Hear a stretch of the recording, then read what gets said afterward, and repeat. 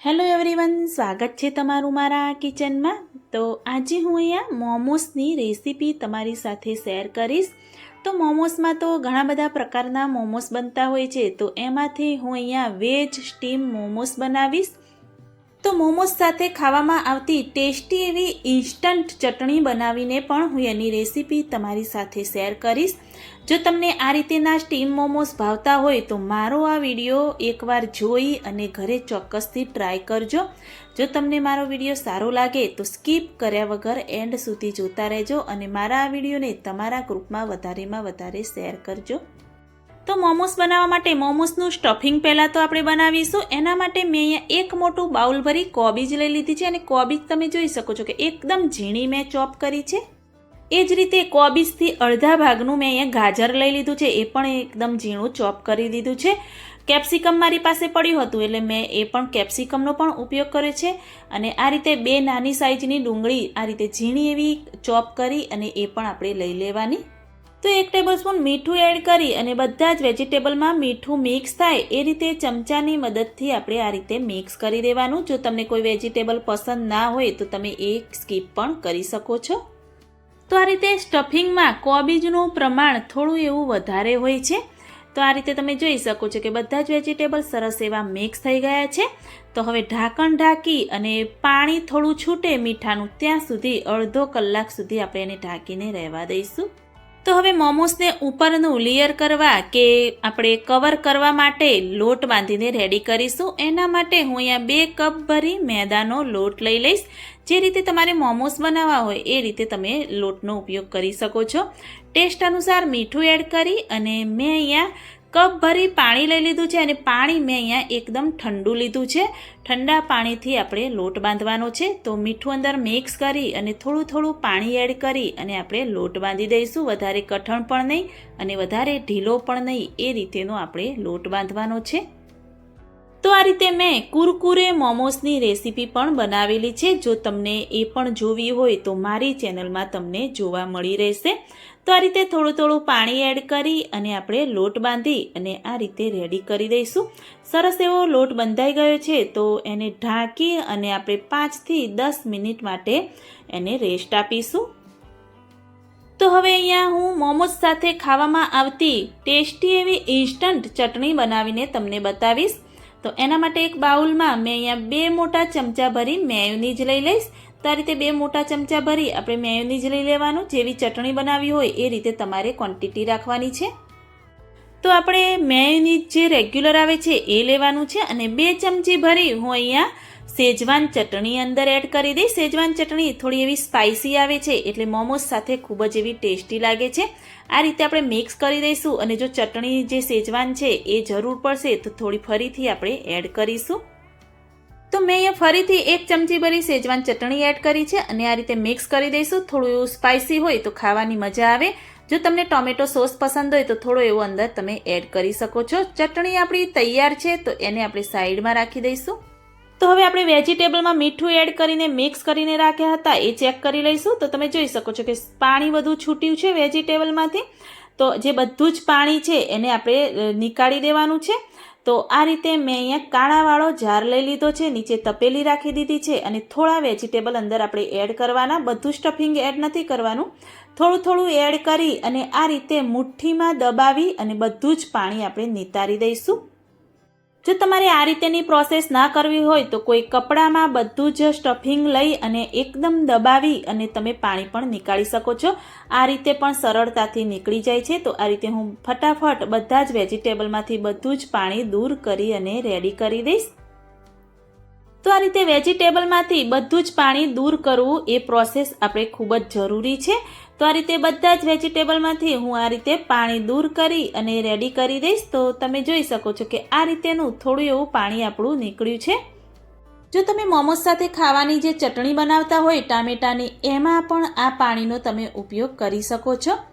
જે વેજીટેબલમાંથી આપણે પાણી બધું જ નિતારી અને રેડી કર્યા હતા એ આ રીતે ફરીથી આપણે મોટા બાઉલમાં લઈ લઈશું। તો આ રીતે ડ્રાય જેવું થાય ત્યાં સુધીનું આપણે વેજીટેબલને પાણી દૂર કરી દેવાનું। તો તમે જોઈ શકો છો સરસ એવા વેજીટેબલ આપણા ડ્રાય થઈ ગયા છે। તો એમાં મસાલા કરીશું। તો મેં અહીંયા થોડા એવા લસણની કળીઓ ઝીણી એવી કટ કરીને એડ કરી છે। આદું છીણીને 1 ટેબલસ્પૂન જેવું અંદર આપણે એડ કરી દેવાનું. 2 થી 3 લીલા મરચાં ઝીણા એવા કટ કરીને આપણે એડ કરવાના. હું અહીંયા 1 ટેબલસ્પૂન જેવા લીલા મરચાં એડ કરી રહી છું. જેવું તીખું જોઈએ એ રીતે એડ કરી દેવાના. 1 ટેબલસ્પૂન જેવો કાળા મરીનો પાવડર એડ કરી અને બધું જ આપણે મિક્સ કરી દેવાનું. મીઠું ઓલરેડી આપણે પહેલાં તો વેજીટેબલમાં એડ કર્યું હતું, એટલે ટેસ્ટ કરીને તમારે મીઠાનો ઉપયોગ કરવાનો. મોમોસનું સ્ટફિંગ આપણું સરસ એવું રેડી થઈ ગયું છે. તો હવે એને સાઈડમાં રાખીશું અને મોમોસ બનાવવાનું રેડી કરીશું. તો આ રીતે પાટલી લઈ અને ઉપર થોડો એવો કોરો લોટ છાંટી અને આપણે જે લોટ બાંધ્યો હતો એમાંથી આ રીતે નાનો એવો લુવો લઈ અને આપણે પૂરી જેવું વણી અને રેડી કરીશું. તો મેદાનો લોટ છે એટલે આ રીતે થોડું એવું ખેંચીને આપણે વણવું પડશે. તો આ રીતે તમે જોઈ શકો છો કે આ રીતેની આ સાઈઝની મેં અહીંયા પૂરી વણી અને રેડી કરી છે. તમારે જેવડા મોમોસ જોઈએ એ રીતે પૂરીનું તમે માપ કે મોટી એવી વણી શકો છો. અંદર 2 ટેબલસ્પૂન આપણે જે સ્ટફિંગ બનાવ્યું છે એ અંદર એડ કરી અને આ રીતે ફોલ્ડ કરીશું. એકવાર તમે ધ્યાનથી આ રીતે જોશો એટલે તમને ફટાફટ એકદમ સરળ રીતથી મોમોસ ફોલ્ડ કરતા આવડી જશે. તો જેમ પાટલી આપણે પાડતા હોઈએ છીએ સાડીની કે કોઈ પણની પાટલી જે બનાવતા હોઈએ છીએ એ રીતેની આ પાટલી કરવાની છે. આ બાજુથી પણ એક પાટલી લેવાની અને આ બાજુથી એક પાટલી લેવાની. એ રીતે બંને બાજુથી સરખી લઈ અને આ રીતેનું આપણે ફોલ્ડ કરવાનું છે. તો આ રીતે પાટલી વાળી અને આંગળીની મદદથી આ રીતે ચિપકાવી દેવાનું એટલે ખુલી ન જાય. અને આ રીતે બંને હાથેથી આ રીતે પકડી અને વચ્ચેના ભાગને જે પાટલીનો ભાગ છે ત્યાં લગાવી અને આ રીતે આંગળીની મદદથી ચિપકાવી દેવાનું. અને બાજુમાં જે ભાગ છે એને પણ થોડું એવું ચિપકાવી દેવાનું જેથી ખુલી ન જાય. તો આ રીતે તમે જોઈ શકો છો કે સરસ એવો મોમોસનો શેપ આપી અને મેં તમને અહીંયા બતાવી દીધું છે. તો એકદમ સરળતાથી બની જાય છે. તો આ રીતે હું બીજા પણ મોમોસ બનાવીને તમને બતાવીશ. તો આ રીતે નાની એવી પૂરી વણી અને ફરીથી આપણે મોમોસ બનાવીશું. તો તમે એકદમ ધ્યાનથી જો જોશો તો તમને પણ એકદમ સરળતાથી આ રીતે મોમોસનો શેપ આપતા પણ આવડી જશે. તો તમે ક્યારે ન બનાવ્યા હોય તો મારી આ રીતથી એકવાર ચોક્કસથી ટ્રાય કરજો. ખૂબ જ એવા ટેસ્ટી પણ બને છે. તો મારા માનવને સ્ટીમ મોમોસ ખૂબ જ એવા ભાવે છે. તો મને કહે કે મમ્મી એકવાર સ્ટીમ મોમોસ પણ બનાવ. તો મને વિચાર આવ્યો કે ચલ ન્યૂ યર્સ છે તો એમને પણ બનાવીને ખવડાવું. તો નવા વર્ષના મારા માનવને અને માહિરને મેં અહીંયા મોમોસ બનાવીને ખવડાવ્યા. એમને ખૂબ જ એવા ટેસ્ટી પણ લાગ્યા. તો સરસ એવો મોમોસનો શેપ આપી બીજા પણ મોમોસ મેં બનાવ્યા છે. આ રીતે તમે જોઈ શકો છો કે મેં બધા જ મોમોસ બનાવી અને રેડી કરી દીધા છે. જોઈને ખાવાનું મન થાય, મોઢામાં પાણી આવી જાય તેવો શેપ આપી મેં અહીંયા મોમોસ બધા જ બનાવી દીધા છે. તો હવે એને આપણે સ્ટીમ કરીશું. એના માટે ગેસ ઓન કરી મેં અહીંયા જે ઢોકળાનું કુકર આવે છે એ રાખી અને અંદર પાણી રાખી દીધું છે. ઉપર કાણાવાળું ઢાંકણ રાખી ઉપર થોડું એવું તેલ લગાવી દીધું છે. તેલ લગાવવું ખૂબ જ જરૂરી છે. આ રીતે બધા જ મોમોસ આપણે અંદર રાખી દઈશું અને ગેસની ફ્લેમ આપણે ફૂલ રાખવાની છે, એ ખાસ ધ્યાન રાખવાનું.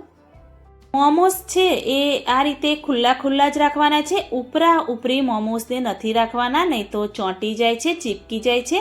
અને જ્યારે ચીપકી જાય ત્યારે ખુલે ત્યારે તૂટી જાય છે અને સ્ટફિંગ બધું જ બહાર આવે છે.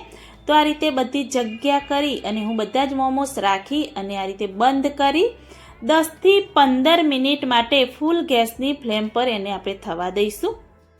તો 15 મિનિટ જેવું થયું છે તો આપણે ચેક કરી લઈશું. તો આ રીતે ગેસની ફ્લેમ થોડી ધીમી કરી અને ચેક કરીશું તો સરસ એવા મોમોસ આપણા સ્ટીમ થઈ ગયા છે. તો આ રીતે તાવેતાની મદદથી હું અહીંયા બધા જ મોમોસ એક પ્લેટમાં પહેલાં તો લઈ લઈશ. તો આ રીતે બધા જ મોમોસ હું અહીંયા પ્લેટમાં લઈ અને એક સર્વિંગ પ્લેટમાં ચટણી સાથે સર્વ કરી દઈશ. તો ટેસ્ટી એવા મોમોસ બનાવી મેં અહીંયા તમને એની રેસીપી શેર કરી છે. તો તમે પણ આ ન્યૂ યર્સમાં તમારા બાળકોને એકવાર બનાવીને ચોક્કસથી ટ્રાય કરજો. જો નહીં ભાવતા હોય તો પણ એકવાર ચોક્કસથી ટ્રાય કરજો. ખૂબ જ એવા ટેસ્ટી લાગશે. ઘણા લોકોને જોઈને નથી ભાવતા, પરંતુ એકવાર બનાવીને ચોક્કસથી ટ્રાય કરજો. તો ચટણી પણ ખૂબ જ એવી ટેસ્ટી બની હતી. તો મારી આ રેસીપી તમને સારી લાગી હોય તો મારી ચેનલને લાઈક, શેર, કમેન્ટ કરજો. મળીએ કોઈ એક નવા વિડીયો સાથે, નવી માહિતી સાથે. ત્યાં સુધી